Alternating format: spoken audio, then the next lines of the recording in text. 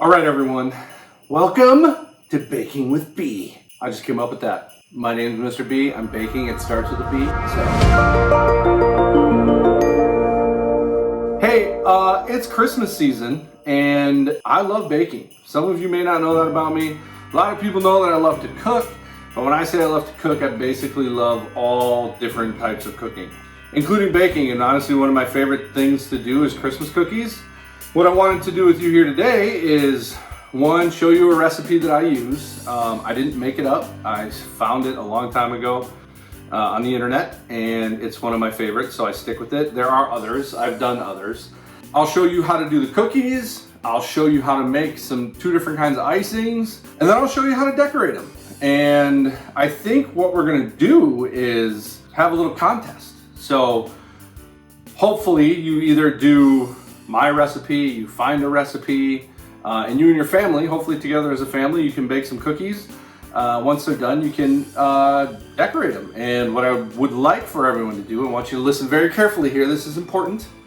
What I would like for you to do is submit that cookie that you decorated. Pick one cookie, make it the prettiest darn cookie that you can, decorate it however you'd like to decorate it, and then submit that in the comments. Take a picture, submit it. If you can't do that for some reason, just email it to me.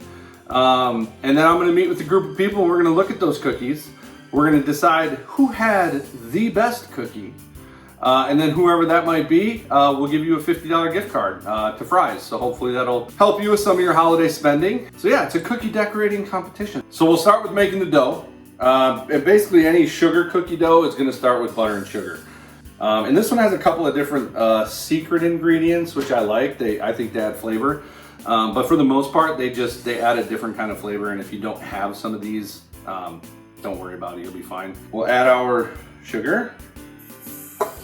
And also, if you don't have a mixer like this one, you could just use beaters and a spoon. There's different times where you're gonna have to like scrape the bowl and stuff's not mixing the way it should, and you're gonna have to mix it up. You'll need a spoon for that. Otherwise, if you just use a regular hand mixer, I believe beaters is what my mother used to call it.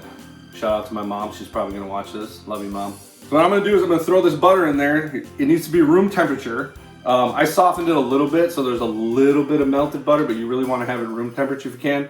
Just leave it sit out for overnight or whatever, a few hours, I think. So we'll add that in there. I'm gonna fire this up. All right, so just creamed together my butter and sugar. That's what it's called when you mix them together, you're creaming it. Basically, you want a really kind of creamy consistency, shocking in the name. Creamy consistency, the butter, it almost like whips up when you beat it. I also just realized, again, home baker, never made a baking video, trying to do the best I can for you guys. Merry Christmas. Just so you know, it was a cup and a half of butter and a cup and a half of sugar. So hopefully you didn't just randomly drop some in, pause the video and start. It's about a cup and a half of each.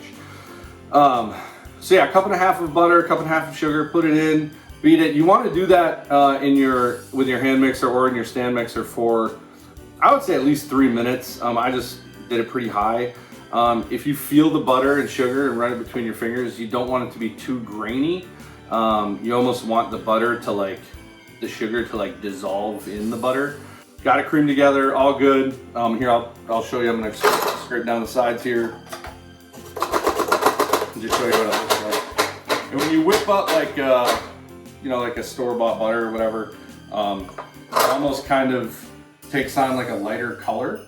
So you'll see that this actually looks pretty white, more than anything. Almost looks like frosting, which ironically enough, in a minute here we're gonna make some frosting and you'll see that. But so just scrape your bowl down, get everything in the middle here. Again, if you have a hand mixer, you just pop your mixer out, blend it with a spatula, mix it together with a spatula. See, we got butter flying everywhere. Who cares?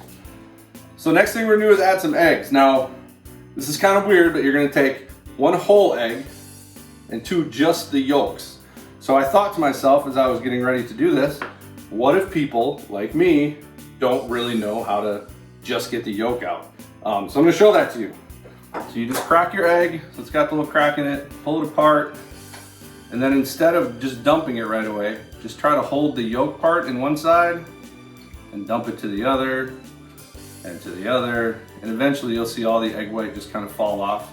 And you don't have to get it perfect, but, and then you can just add that right in, or if you're putting a bowl together like I am, then you can add that in there. And you're gonna put that in there. Kind of. Some of it's gonna get stuck to the side, because that's what happens. And you're gonna use your trusty spatula or spoon again. You're gonna make a mess, because that's what I do. Okay.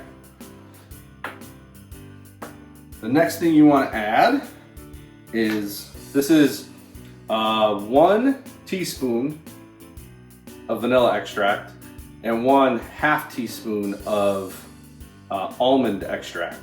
The almond is another like secret ingredient. You do not have to use almond, but at least the vanilla gives it like just better flavor, so you definitely want to use that.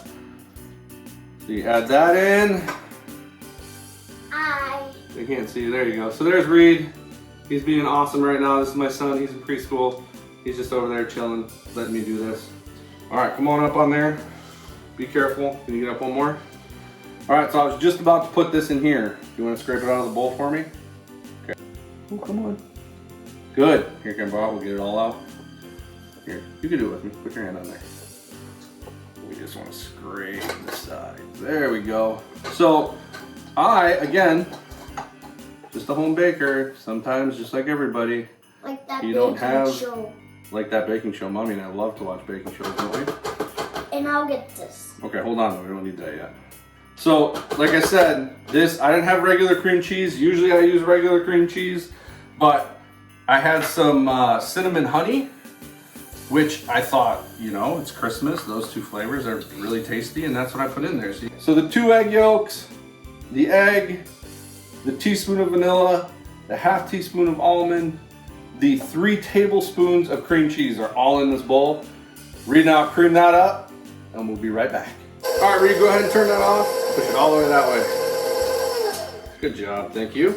So we have all that mixed. By the way, once again, the cream cheese is another one of those secret ingredients. You don't need to add it. It just adds like a different kind of flavor to the cookie, which I'm a big fan of. I'm hoping this flavored stuff will actually make it even tastier. So that's all done, and then what you guys want to do is basically like you would with any, and know this or not, again, it's something you figure out along the way Don't even try this at home. No, totally try this at home. I don't know what he's talking about. Yeah, we want people to try our cookies, bud. Don't even try this at home. Right, with adult supervision, is that what you mean? Yeah. Right, only let your parents help you with it, of course. Yeah, only with adult supervision. Right, exactly. Any type of like pastry or pancakes or anything, you pretty much want to do like your wet ingredients together and then your dry ingredients. So you don't want to just mix them all at once. So that's what we're doing. We've done all our wet ingredients, that's it. Now we need to add 3.5 cups of flour, 1/2 teaspoon of baking powder. We're gonna put in 2 tablespoons of something called cream of tartar. And again, secret ingredient, add it, don't add it, doesn't matter. We're gonna add it, I just like it, it's like a little bit like a tangier flavor. Okay, so here's what we're gonna do. I just need you to dump a little bit of this in there. Oh, and we're sifting it all. Normally you could just dump it, guys, but since Reed's helping and we want to try not to make a mess, he's gonna do some scoops of it. So just take a scoop and put it in there. So this is called the sifter. What you want to do is you just dump your flour in. Oh, just something. Okay, perfect.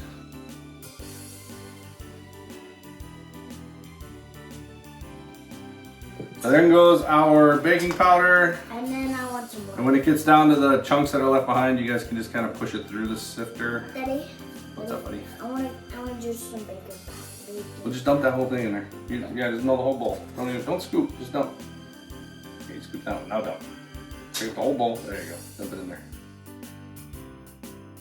Okay, so like I said, you get that all in there, put it back in your mixer, or if you're using a hand mixer, stick with that. So when you do this, you don't want to like over stir it. They come out a lot flakier if you just kind of work it in until your dry ingredients are just in, and then you can be done with it. All right, so Reed's gonna fire this up. Let's go! Home baking. So we'll let this go for just a minute, and then we'll get back with you. All right, I lost my baking partner for a few minutes. Shocker. It's been all but 5 minutes. That's okay. It was fun when we got him, like I said. kind of a little bit dry, but worked in. You can definitely see that it's a dough. So all done, just scraping the sides again. And now the thing about this dough that's super important is you have to get it cold. And when I say cold, I mean like cold. So it's got to go in the fridge for a while. That way when you take it out, it's not, it's easy to work with. There's so much butter in it that if it's warm, it'll just get like sticky in your hands and you won't be able to do anything with it. So you get it cold. In a minute here, we'll show you how to do that. We'll roll it out. We'll cut that, put it on a baking sheet, get it cold again, and then we'll put it in the oven. All right, guys, so here's our dough ready to go, nice and cold. I'm gonna pop it in the fridge, grab one that I made, and we'll show you how to cut and decorate. You may want to preheat your oven. This would be a good time to do that. You're gonna preheat that oven to 350, and we're gonna roll this out. So what I want you to see though is I literally just took this out of my refrigerator, and it is hard. But as you kind of work on it a little bit, you can even leave it sit out for a few minutes. It'll start to kind of take on your body temperature a little bit. Like I said, when it's butter, it's very, I don't know, mushy, melted buttery kind of. The one I just made has been in there for maybe 10 minutes. And I just poked it, it's already starting to harden up a little bit. And obviously the longer you leave it in there, like this one, it'll take even longer. But if you see now, it's to a point where I can smash it already. So it doesn't take long to heat up a little bit. I'm just kneading it. Sprinkle your surface. And once you get it to a point that you can roll it, but what I like to do is just let it crack and just find spaces between the cracks to put my cookie cutter in, and then reassemble the dough and roll it out again, and just keep doing that until your dough is gone. And you want to go to about I don't know, maybe a 1/4 inch thick. There we go, dough's rolled out. Now if you have cookie cutters that may stick to the dough, you just dunk them in the flour a little bit, and they get flour on the side, they'll slide out easier. So ahead of time, just set your cookie dough cutters where you want them. Like I said, if you have cracks, go around them. And don't press them in right away. And then you can see, you can kind of move them around to fit them in around the cracks or anything like that you might need to do. And then when you have it, so now I have them on there, I haven't pressed them, I'm just gonna go back and press them into the cookie dough. Some might come up, yep, see that one came up. When it's usually really cold, they'll come out with it. It's no problem, you just go through here, poke it out. If you need to use a tool of some kind, you can. But there you go, it's a snowflake. So you take your pan here, your cookie sheet, and I'm just gonna lay them, you know, a couple inches in between each on my cookie sheet. Oh, snowman. A Santa hat, or a nightcap, or whatever you want to call it. So again, you want this really cold even when it goes in the oven, because if it's not, and you put it in the oven and it's sort of already kind of melty, the butter will just melt at first before the cookies actually start to bake. And they kind of spread out, and then they don't keep their shape, and they look kind of not great. So I'm gonna pop these in the oven. And basically, you want to put those in for 10 to 15 minutes. Basically, when let's say 10 to 12 minutes actually, because I don't think you want to go over 12. But when you look in there and the edges of your cookies are just kind of light brown, you can go ahead and pull them out. And then we're going to let them cool really well, and then we can decorate. And I'll show you how to make some icing and how I like to decorate, and you guys can do whatever you want. There you go, Christmas cookies. Oh my gosh, Santa. So sorry, Santa's been in the kitchen with me too long. You know, check out the Imagine Avondale Facebook page or the Imagine Avondale website. Plug to see if there's anything I need to know. There you go. Maybe send an email to a teacher. See what's going on. You know, whatever. So now I'm going to show you how to make 2 sets of icing. And the reason I like to make 2 sets is because I like to get creative in my decorating, and sometimes that means I use what's called royal icing. It just like kind of flows and keeps like really neat lines and stuff, and I'll show you how to do that in just a second. I'm also going to make buttercream, which is really easy to make. What I'm going to do first is I have 2 sticks of butter in here. It's a cup of butter, and then a pound of confectioner's sugar. I know it seems crazy, but the confectioner's sugar gets worked into the butter, and the butter will fluff up, and then it creates your icing. So I'm making the buttercream first. All right, guys, so we are now at a point where this has been going for a little bit. The butter is creaming up just kind of like it did before. And this is the sifted powdered sugar. Again, this is 1 pound. And I'm gonna add this just a little bit at a time, maybe like a third at a time. I'll show you what not to do.